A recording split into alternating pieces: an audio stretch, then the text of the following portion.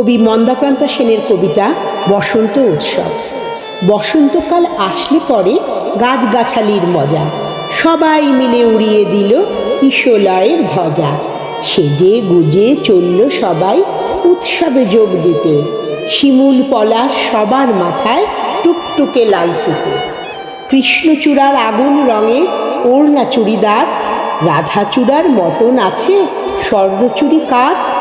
জারুল পারুল ভাই বোনেতে করছে কি হাঙ্গামা, ওদের যে চাই গোলাপি আর বেগুনি রঙের জামা।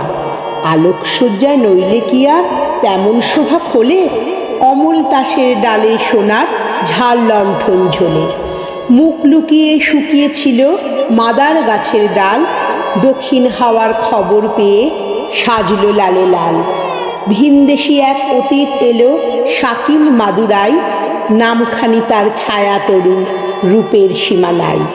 রুদ্রপলাশ নামটি বড্ড কঠিন এবং ভারী, কমলা রঙের পাগড়ি তারও কেমন মনোহারী।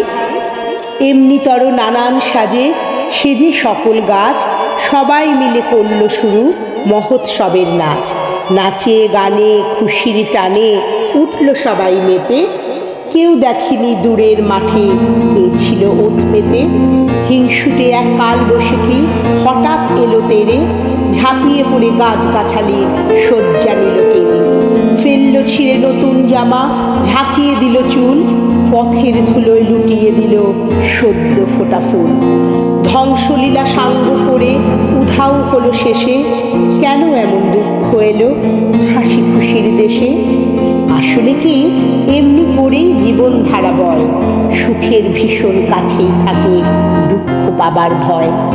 ফুল ফোটানোর মাসেই আসে কালবৈশাখীর হানা, বিপদ কথায় লুকিয়ে থাকে যায় না তাকে জানা। তাই বলে কি শিমুল পলাশ ফুটবে না আর কাল, রাত পোহালেই উঠবে ভোরে কৃষ্ণচূড়ার ডাল।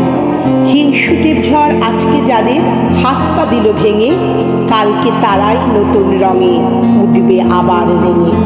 না হয় আবার ঝড়ের হাতে দুঃখ পেতে হবে, না হয় আবার ঝড়ের হাতে দুঃখ পেতে হবে।